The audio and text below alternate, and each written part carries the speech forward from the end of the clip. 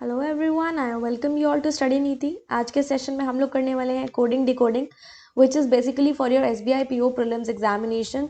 And क्योंकि miscellaneous topics हमारे puzzle and seating arrangement के साथ साथ काफ़ी ज़्यादा इंपॉर्टेंट रहते हैं, तो हम लोग इन टॉपिक्स को भी साथ ही साथ कवर करते हुए आगे बढ़ते रहेंगे। So let us start with the question. And इस पूरे सेशन में हम लोग 2 सेट्स करने वाले हैं कोडिंग डिकोडिंग के। So basically you will be covering 10 question here, और वी कैन से 10 मार्क्स। देखो, कोडिंग डिकोडिंग को अप्रोच कैसे करते हैं। जो प्रीलिम्स लेवल की होती है ना, वो काफ़ी इजी होती है और काफ़ी सीधा सीधा उनके कोड्स पता चल जाते हैं। लेकिन मेंस लेवल की अप्रोच अलग होती है।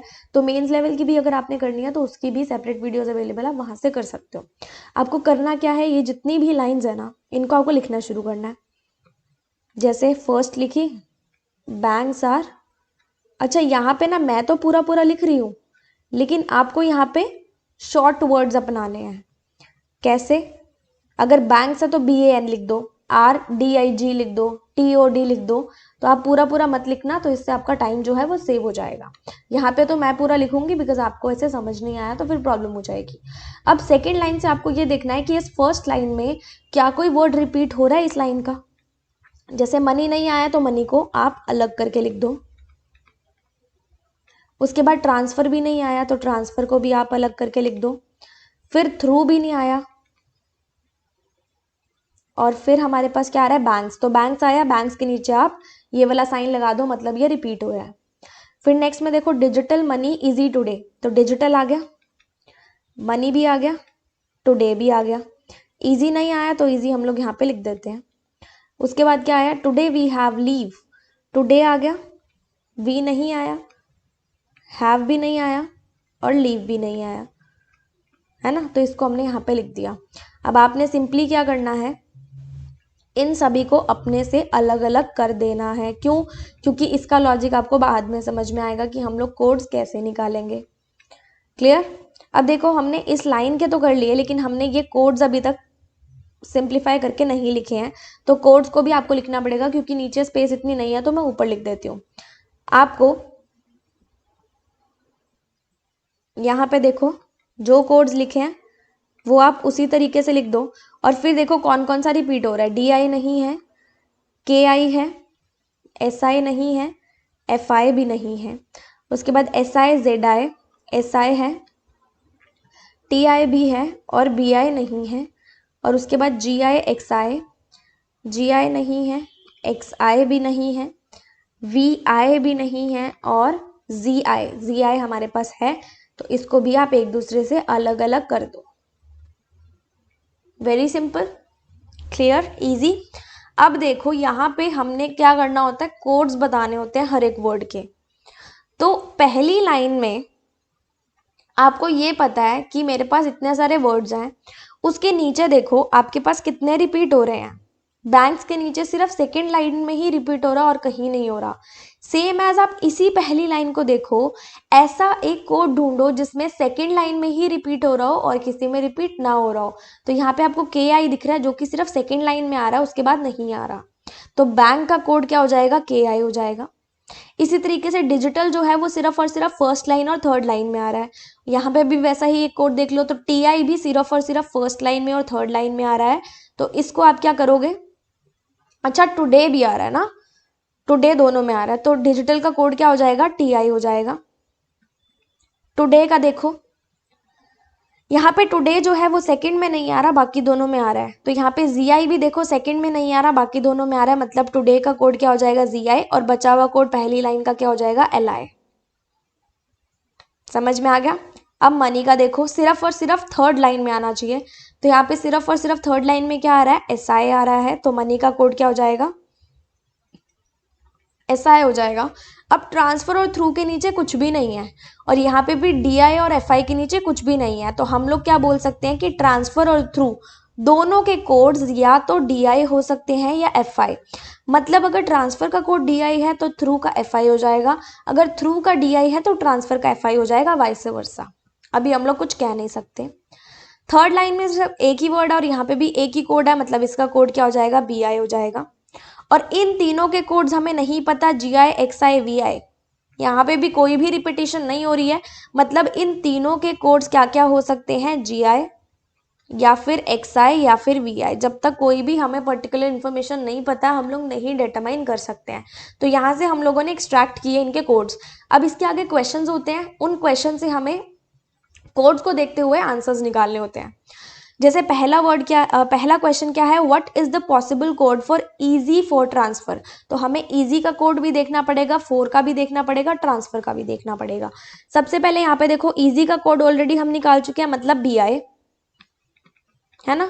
फोर का कोड हमारे पास है, फोर तो इसमें आ ही नहीं रहा, एक बार छोड़ दो। और ट्रांसफर का देखो, ट्रांसफर का और थ्रू का हमने कहा था DI या FI, मतलब इसमें हमारे पास ट्रांसफर का या तो DI हो सकता है या फिर FI हो सकता है। दो कोड्स हमें पता चल गए।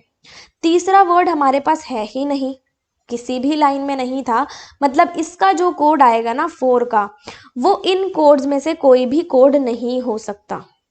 क्यों? क्योंकि हमारे पास जब इसके अंदर ही फोर नहीं है तो इसका कोड हम कैसे यूज कर लेंगे, मतलब फोर का जो कोड होगा वो इन कोड्स के अलावा कोई कोड होगा, है ना। यहाँ पे देखो BI सब में आ रहा है, इसमें नहीं आ रहा तो इसको कैंसिल आउट पहले ही कर दो, एलिमिनेशन मेथड यूज करो। फिर आपके पास BI के साथ या तो DI या FI होना चाहिए, इसमें BI के साथ DI FI दोनों नहीं आ रहे, मतलब कैंसिल आउट कर दो। इसमें BI के साथ DI आ रहा है, इसमें BI के साथ FI आ रहा है, मतलब ये दोनों ऑप्शंस हो सकते हैं। अब मैंने आपको बोला था फोर का एक ऐसा कोड होगा जो इन सबसे अलग होगा, मतलब आपको ये देखना है क्या ZI इन कोड्स में आ रहा है या फिर क्या JI इन कोड्स में आ रहा है। तो अगर मैं यहाँ पे देखूँ तो ZI मेरे पास अवेलेबल है लेकिन JI नहीं है, और ZI मैंने ऑलरेडी आपको बताया किसका कोड था, टुडे का कोड था, मतलब इसके अकॉर्डिंग तो ये टुडे होना चाहिए, बट हम कोड किसका फाइंड कर रहे हैं, फोर का फाइंड कर रहे हैं ना, मतलब ये भी नहीं होगा। तो हमारा पॉसिबल आंसर क्या होगा, DI JI BI। क्यों? क्योंकि JI हमारे पास नहीं है और हमने फोर का नया कोड निकाला JI।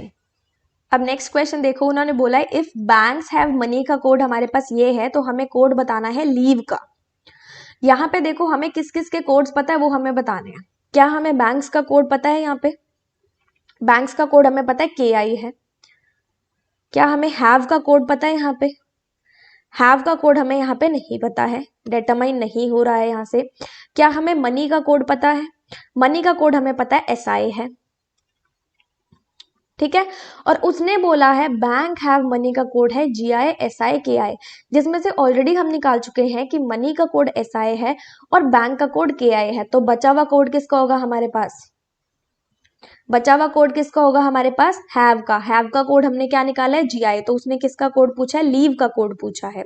तो लीव का कोड पूछा तो यहाँ पे देख लेते हैं, हमारे पास हैव का कोड तो यहाँ पे आ चुका है GI, लेकिन वी और लीव दो कोड्स बचे हैं XI और VI।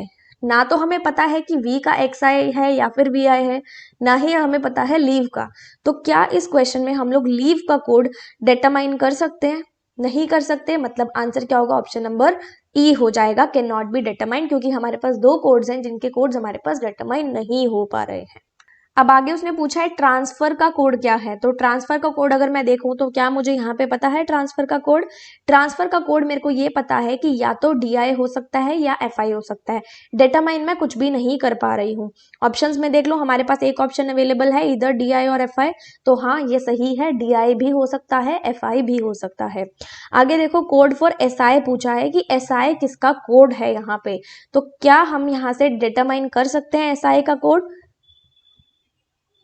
डेफिनेटली कर सकते हैं, हमने ऑलरेडी निकाल के रखा हुआ है कि SI जो कोड है वो किसका है? मनी का है। तो यहाँ पे मनी देख लो, option number C is your answer. अब money market easy is return as BI SI CI, हमें कोड बताना है मार्केट का। सबसे पहले आप ये देखो, आपको मनी का कोड पता है? पता है। आपको मार्केट का कोड पता है? मार्केट तो यहाँ पे अवेलेबल ही नहीं है। आपको इजी का कोड पता है? इजी का कोड हमें पता है BI, और उसने बोला है उसका कोड है BI SI CI। तो हमने ऑलरेडी BI इजी का निकाल लिया है, SI मनी का निकाल लिया है, मतलब बचा कौन? मार्केट बचा, और कोड कौन सा बचा? CI। तो मार्केट का कोड क्या हो जाएगा? CI हो जाएगा। क्लियर? अब हमें मार्केट का ही कोड बताना था तो ऑप्शन नंबर C हमारा आंसर बन जाएगा। Is that okay? Is that all right?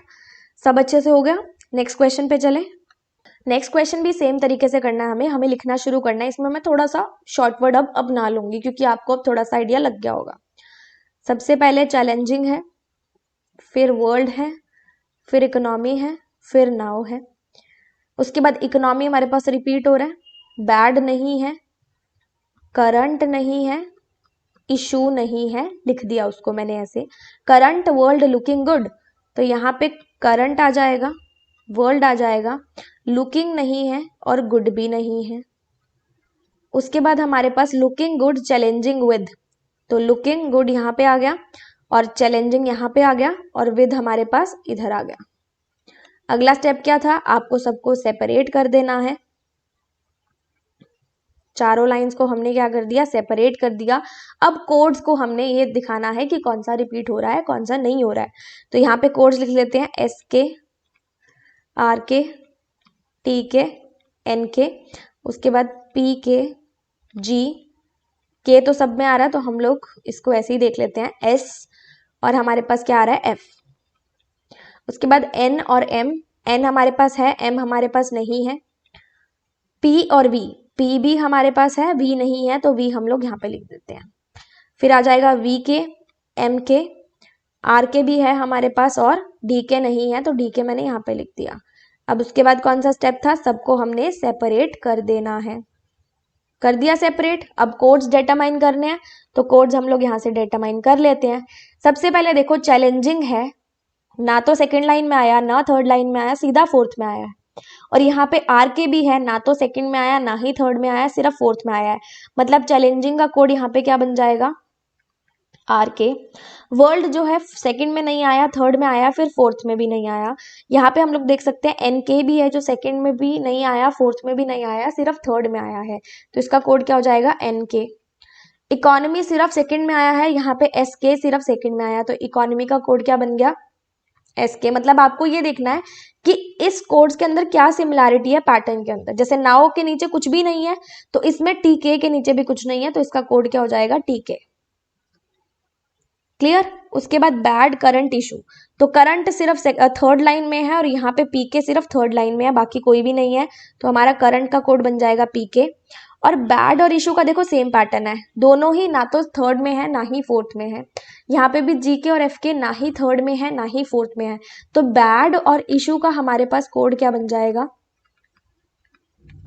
Bad और इशू का या तो जीके हो सकता है या फिर एफके हो सकता है। क्लियर। लुकिंग गुड का भी सेम पैटर्न है, दोनों फोर्थ में आ रहे हैं। एम के और वीके का भी सेम पैटर्न है, दोनों फोर्थ में आ रहे हैं। तो लुकिंग गुड दोनों में से किसी एक का एम के होगा और किसी एक का वी के होगा। मैं डेटरमाइन नहीं कर सकती हूँ किसका कौन सा होगा। और विद अकेला है और डी के भी अकेला है, तो विद का कोड क्या हो जाएगा, डी के।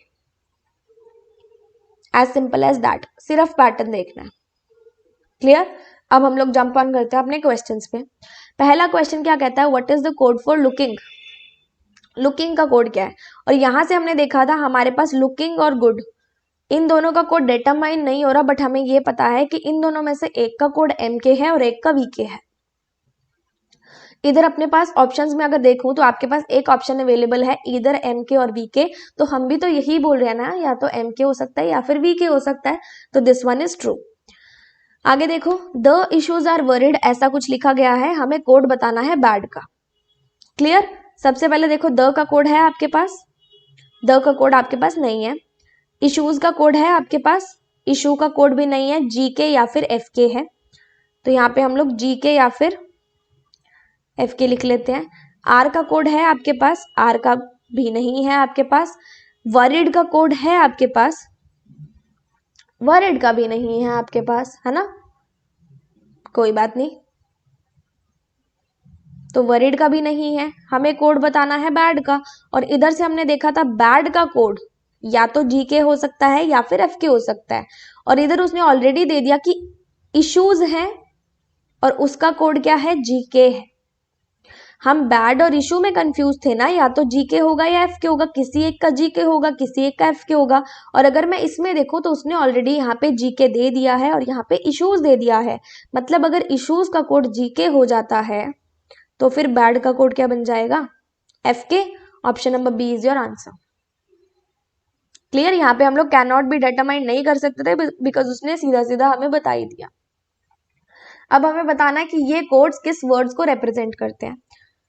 तो हमने आर के किसका कोड निकाला था, चैलेंजिंग का, तो चैलेंजिंग इसमें तो आ रहा है।